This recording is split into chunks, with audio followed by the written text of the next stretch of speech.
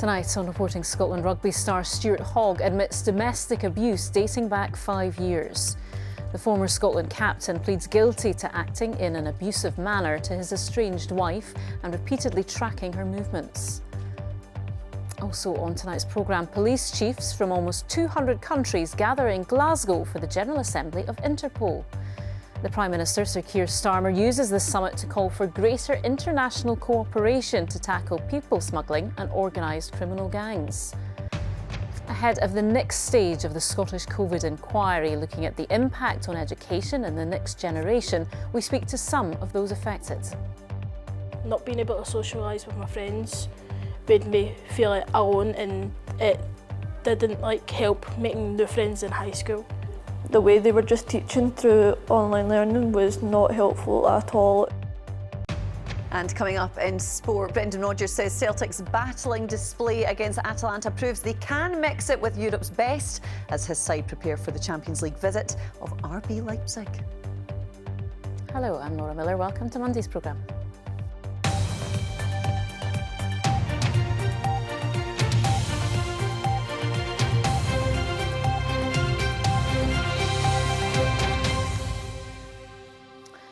He was one of Scotland's rugby superstars, more than 100 caps for his country, an all-time leading try scorer. Today, Stuart Hogg pleaded guilty to a charge of domestic abuse against his estranged wife.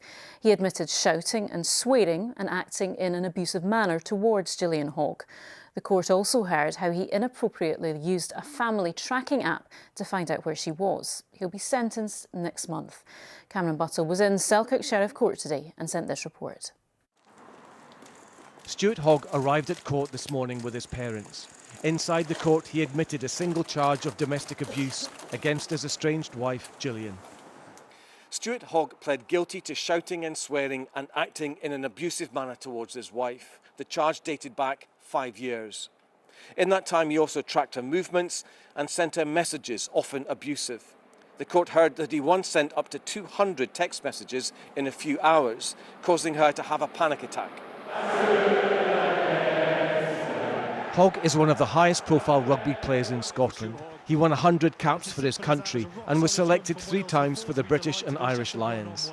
He quit international rugby last year, but has recently signed a 2-year contract with the French side Montpellier. It was on his return from France one weekend in September that Hogg was arrested for making contact with his wife after the court had ordered him not to. He appeared from custody and was granted bail again before today's hearing. Mrs. Hogg said the abuse was worse when her husband had been drinking. The court heard she was scared when he was angry, and she sometimes wished for morning to come so he would sober up. In December last year, Mrs. Hogg and the children moved out of the family home. She has since been getting help from domestic abuse advisory services, and divorce proceedings are now underway. Today, the sheriff asked for background reports on Hogg for when he appears for sentencing on December the 5th. Cameron Buttle, Reporting Scotland, Selkirk. Police chiefs from almost 200 countries have gathered in Glasgow for the General Assembly of Interpol, the international body which represents law enforcement agencies across the world. The delegates heard the Prime Minister, Sir Keir Starmer, declare that the UK is to use counter-terrorism tactics to stop people smuggling gangs. It came after Interpol's departing General Secretary warned that the world is losing the fight against organised crime. Our Home Affairs correspondent David Cowan reports. Interpol has more member countries than the United Nations, and 176 of them were represented as Police Scotland's pipe band sounded the start of this 4-day event. The Prime Minister ramped up the rhetoric as he announced an extra £75 million for the UK's new Border Security Command, declaring it's his personal mission to smash people smuggling gangs. We're going to treat people smugglers like terrorists. So we're taking our approach to counter-terrorism, which we know works, and applying it to the gangs with our new Border Security Command. We're ending the fragmentation between policing, border force, and our intelligence agencies. While most coverage of people smuggling has focused on events in the Channel, some of those who risk their lives on small boats come to Scotland. Others arrive at airports in Glasgow and Edinburgh. This UK-wide issue is as much of a political challenge for the new Westminster government as it was for the last. We've got to make sure that there is a change in approach from the last Conservative government who got it badly wrong on migration and immigration. So international cooperation and collaboration, which I think we all realise has been undermined by Brexit, has got to be restored. That's got to be a priority. My worry is that this looks like more of the same from the UK Labour government. There needs to be a proper deterrent to stop people wanting to engage with the smuggling gangs to come into this country illegally. The conference began with a blunt warning from Interpol's outgoing General Secretary that the world may be losing the fight against organised crime. He called for increased international cooperation. The pipe band and these old police cars have given a Scottish flavour to this conference, but the emphasis is very much on international cooperation against organised crime, and it appears that some members of Interpol are more willing to help with that than others. Damaging cyber attacks on Scottish public sector organisations like NHS Dumfries and Galloway have been linked to cyber criminals in Russia, a country which is a member of Interpol. Is the Russian state cooperating in trying to catch Russian cyber criminals? No. I mean, it isn't. Russia certainly is providing a permissive environment for cyber criminality. And the majority of the attacks that we see, cyber attacks that we see, do come from Russian-speaking groups. The recent conviction of Scottish gangster Jamie Stevenson was highlighted and provided a contrast. He tried to smuggle nearly a ton of cocaine into Scotland and was caught on the run in the Netherlands through a red notice issued by Interpol. David Cowan reporting Scotland, Glasgow. Well, our political correspondent Andrew Kerr joins me from outside that summit in Glasgow. And Andrew, let's just deal with the question of immigration, because this is a big statement of intent from the Prime Minister. Yes, that's right. It's a big statement, it's a big plan. £75 million for the new Border Security Command. That's doubling the funding over the next 2 years.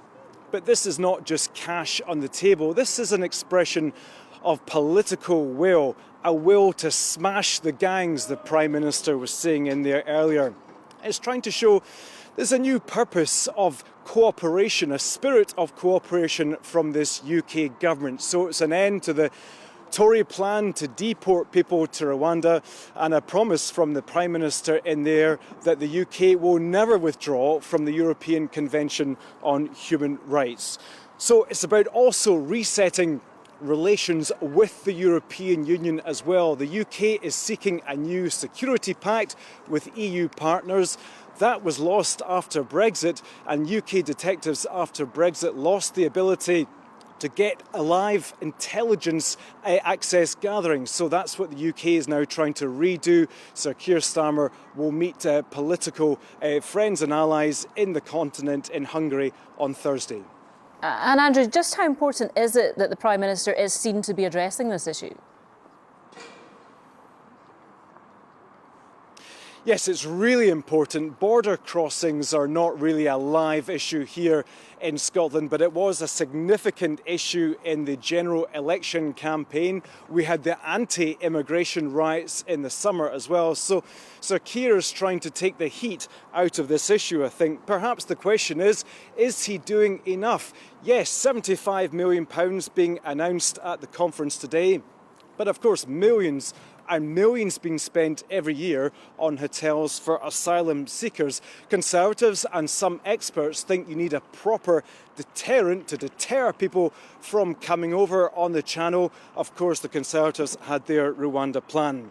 But the Prime Minister wanted to make a significant statement, and this conference is a big deal for Glasgow. It's the first time that Interpol have held a conference in the UK for 50 years. There are more members in Interpol than in the United Nations.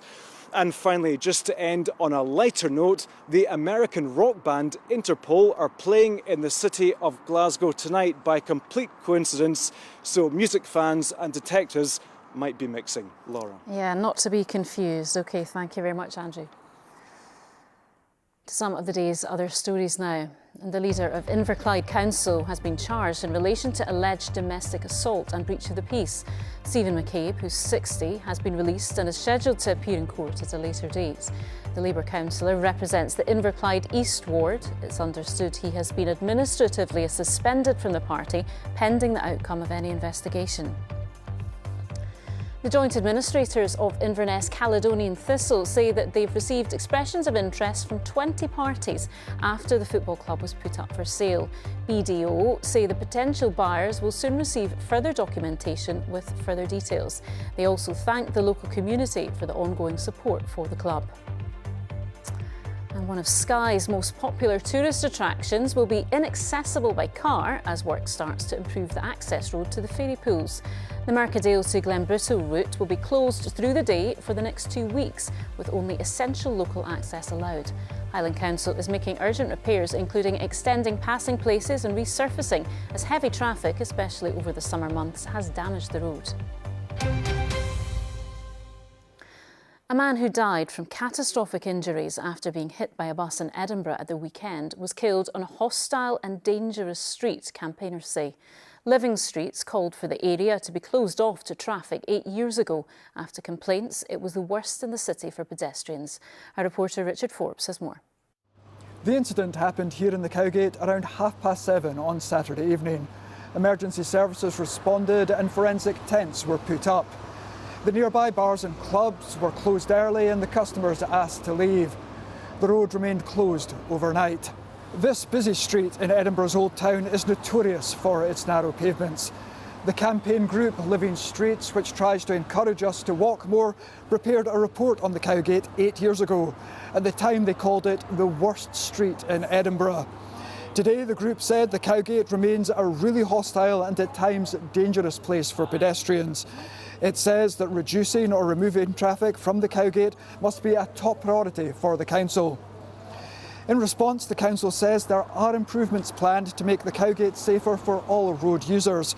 However, it adds that until we know the full circumstances of the accident, we shouldn't jump to any conclusions. The police investigation into the incident is continuing and officers are looking through CCTV footage from Saturday night. They're also asking any witnesses who haven't yet come forward to contact them now. The police are also saying that images and videos of the incident shouldn't be shared on social media and instead should be reported to the social media companies. Richard Forbes reporting there.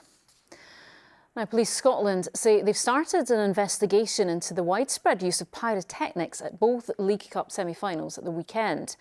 These are the scenes from Saturday's match between Celtic and Aberdeen. We'll see what happened on Sunday too shortly. Both matches were delayed to allow for smoke from flares and fireworks to clear.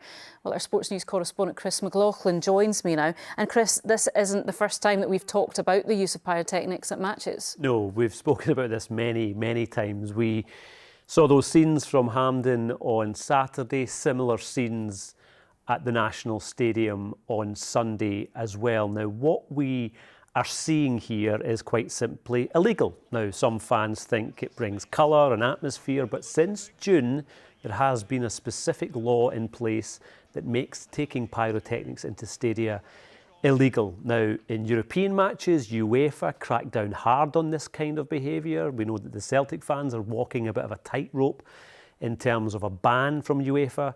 Here, they are certainly more hands-off when it comes to it. Yeah, and I think the last time we spoke, you said you didn't get much of a sense that there was much of an appetite to take action on this. Do you get a sense that that has changed? Yeah, I think what I said last time is that the governing bodies want more from the police want more from the governing bodies, and the Scottish Government are kind of hands-off with the whole thing. Having said that, I know there have been meetings in the past couple of months involving all of those parties just mentioned. I do detect that the governing bodies in particular are keen to try and take this on. Now, I am told from someone within Hampden that they are passing every single scrap of CCTV to the police from the weekend, and they want arrests. What they also want is widespread banning orders. But make no mistake, this is going to be an ongoing issue for the governing bodies and for the police. Yeah, interesting to see if anything changes. OK, thank you very much, Chris. Tonight's main news again. The former Scotland rugby captain Stuart Hogg pleads guilty to acting in an abusive manner to his estranged wife and repeatedly tracking her movements. And coming up in sport, Brendan Rodgers says Celtic's battling display against Atalanta proves they can mix it with Europe's best as his side prepare for the Champions League visit of RB Leipzig.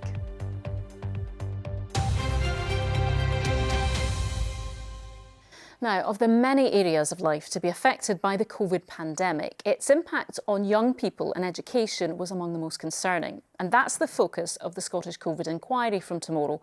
It will look at the disruption caused to exams and qualifications, as well as the way social isolation affected the next generation. The inquiry won't hear directly from children, but it's been gathering experiences from young people to feed into the evidence. Maura Edinburgh reports.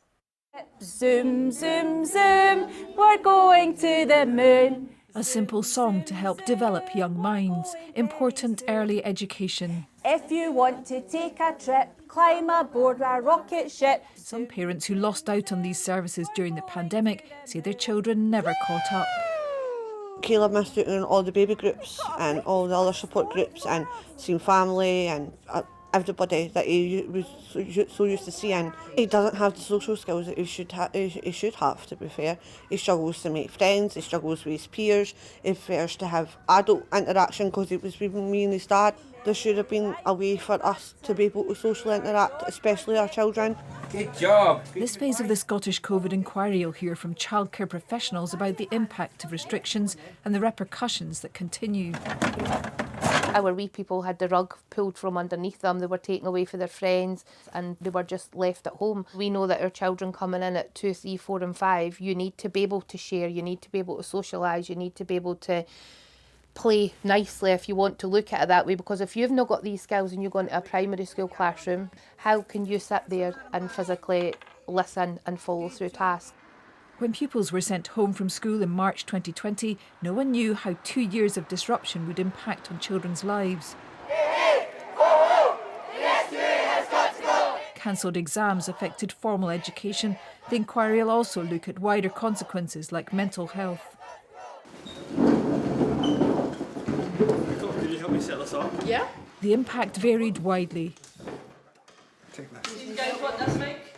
These Lanarkshire teens are making a podcast reflecting a range of experiences. Instead of sitting in a class with your classmates beside you and your teacher in front, it was now everyone being a window on your screen and it was trying to talk over each other. It was much more difficult. Like finding motivation to do it as well. That was really hard because you were just sitting in your house, like you were lying in your bed, you were in your jammies and yeah, you just felt like you just didn't want to do anything. Not being able to socialise with my friends made me feel like alone and it didn't help making new friends in high school. The way they were just teaching through online learning was not helpful at all and I felt like my grades were going down. When it came to going back to school, it made me really anxious because we had our full lives flipped upside down and we didn't know if everything would ever go back to normal. The inquiry's already heard from bereaved families. Now it will focus on the impact of restrictions brought in to try and control COVID, so lessons can be learned ahead of any future pandemics. Maura Edinburgh reporting Scotland. OK, let's get tonight's sport now with Amy, and lots to talk about this week. Yes, some big European games happening this week, Laura. That's what we're going to look ahead to. Thanks very much. Hello there. The Celtic manager, Brendan Rodgers, says Celtic had to take their medicine in their Champions League thrashing by Borussia Dortmund, but says their credible draw against Atalanta proves they can mix it with the best clubs in Europe. Rodgers and his players were on the training ground this morning preparing for the visit of RB Leipzig. Celtic have had a terrific start to the season. They lead the Premiership and are into the League Cup final. And despite a bruising defeat in Germany, they've taken 4 points from their first 3 Champions League games. We're playing against a lot of teams that are superior to us and from superior leagues.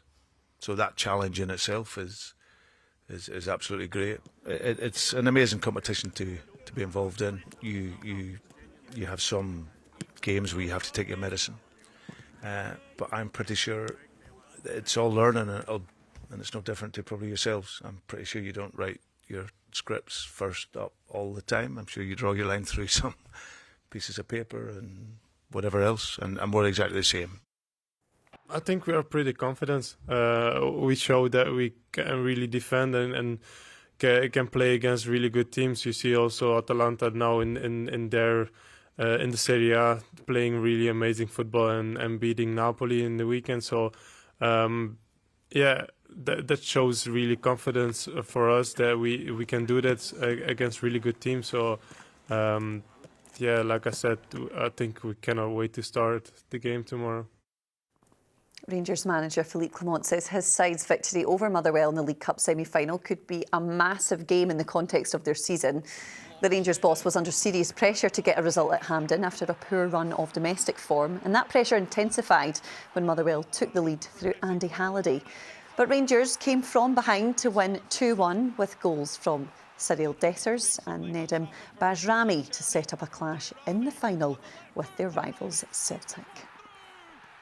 This needs to be also a reference game for this squad, for this new squad, to do what we've been doing a lot last season, and is to dig in, and in every situation to keep our belief, to keep on going, to keep on fighting, and to break the wall then if we go behind. So this can be a massive game at the end of the season, to have this one as a reference that I want to see every 3 days. This mentality. That's what we've been talking about, but talking is not enough. We need to do it on the pitch.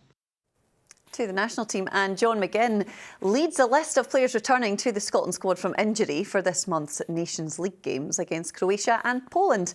There is a first call-up for Ipswich goalkeeper Kieran Slicker, while Scott McKenna, Jack Hendry and Greg Taylor all return to the defence. McGinn is back in very strong-looking midfield, while Lauren Shankland and Tommy Conway are back up front. Head coach Steve Clarke wants his team, who have 1 point from 4 games, to finish their campaign on a high.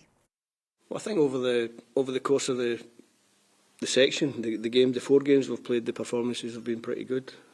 We haven't had the points return that we wanted, but it was nice to get 1 point on the board, and hopefully this month we can add a few more. Olympic champion Eve Muirhead has announced she is starting her own curling academy. Muirhead, who retired after taking gold at the Winter Olympics in 2022, says she wants to concentrate on giving something back to the sport and help secure the future of some of Scotland's under-threat ice rinks. I thought there was an opportunity there to try and get more people involved in the sport of curling, also to get the people who are already in the sport to maybe another level, and just help the sport of curling grow. And especially here in Scotland, we know a lot of ice rinks are under threat, especially Dewars here, and it's to try and help them as well. The new Scotland rugby captain, Sione Tipolotu, has described Sunday's match against South Africa as a free hit, which the squad is high on confidence following Saturday's thrashing of Fiji, in which Darcy Graham, pictured here, made a spectacular return from injury. The Edinburgh winger, who was returning from a year on the sidelines, was the star of the show with 4 tries in a 55-17 win. That was rounded off with this late score from Hugh Jones, his second of the afternoon. A far stiffer test await on Sunday, though, when the Springboks, who are the world champions, arrive at Murrayfield. Oh, Laura, you can already guarantee it is going to be an incredible atmosphere. Yes, let's remain confident, though, Yes, Amy. I think we can do it. Why not? Thank you. OK, now on BBC Scotland at 9 o'clock, Laura Goodwin has been speaking to the Mogwai frontman Stuart Braithwaite about the pressure of following up the band's biggest album to date. You know what? I hadn't even really thought about it until we'd finished, and then 1 or 2 people said that to me, and I was like, oh no, I didn't even think about that. I think we were just so preoccupied with getting the songs together, sorting out the studio, making plans, that I didn't really think about the actual pressure of doing something to follow up what had been our biggest record to date. But I think we're always a bit tunnel visioned, which I think works out well. And you can see that full interview over on the BBC Scotland channel at 9 o'clock tonight. And finally, just before we head to the weather, a rare endangered pygmy hippo has been born at Edinburgh Zoo. The tiny calf, named Haggis, was born on the 30th of October. There she is. Keepers say mum and baby are doing really well and that she's already letting her personality shine, as she should. The arrival comes after another pygmy hippo named Mudeng became a viral sensation when a zookeeper in Thailand shared videos of her. Oh, well, let's see how the weather's looking for Haggis and the rest of us, for that matter. It's mild, actually, and dry, so she's not going to get a typical Scottish autumn. No. Bless her. Oh, Yeah, that's she a can wait lovely for wee that. story, that, isn't it? I'd like one as a pet, maybe, just for the baby years. As far as our weather is concerned, we have seen a lot of cloud across the country today, and we will continue to do so for the next few days, but it is very mild. High pressure centred over Central Europe will continue to influence our weather. You can see it's just extending right out across Scotland, keeping any wild Atlantic lows out of our way, but also drawing up some very mild air. By the time we reach the middle of the week, we could see 17, 18 Celsius across parts of northern Scotland. Now, mainly dry night to come with a lot of cloud around. Initially, we will see a few spots of rain coming out that cloud, maybe the odd clear spell further north. Temperatures generally around about 7, 8 Celsius, maybe a wee bit lower if you see any clearer pockets. Into tomorrow, it's quite a grey start once again, some early brightness in the north as we head through the course of the day, so it will turn brighter, so a brighter day for most of us. Although in saying that, Shetland hanging on to a fair bit of cloud with the odd light shower passing by, with a bit of shelter in this wind direction across Orkney. We should, from Caithness for Orkney, we should see some sunshine, quite a lot of sunshine coming through in towards Inverness, Murray Coast, generally across eastern Scotland. We pick up on more cloud through the central lowlands and the south, but I think we should see some breaks in that cloud compared to today. Bit of a breeze picking up along the west coast, so certainly the Argyll coast later in the afternoon and eventually up the west coast. Again, something brighter too for the Northwest Highlands and even across the Western Isles tomorrow as well. Into tomorrow evening, well, very little changes for Guy Fawkes or dry night if you're out watching the fireworks. A bit of cloud coming into the far northwest by the end of the night with the odd spot of rain embedded within it. So on Wednesday, a very mild start to the day. We have that rain, that mild air coming all the way up from the Mediterranean. The best of the breaks across northern Scotland, potentially 17, 18 degrees up around Inverness and the North Highlands. A fair bit of cloud further south, but a lot of dry weather. And here's the outlook. As you can see, generally it's a dry picture, maybe the odd spot of rain or drizzle. And also we hang on to those milder temperatures as well. Very unusual for the time of year. That's your forecast. OK, thank you, Judith. Now tonight's main news again. The former Scotland rugby captain Stuart Hogg has pleaded guilty to a domestic abuse charge against his estranged wife.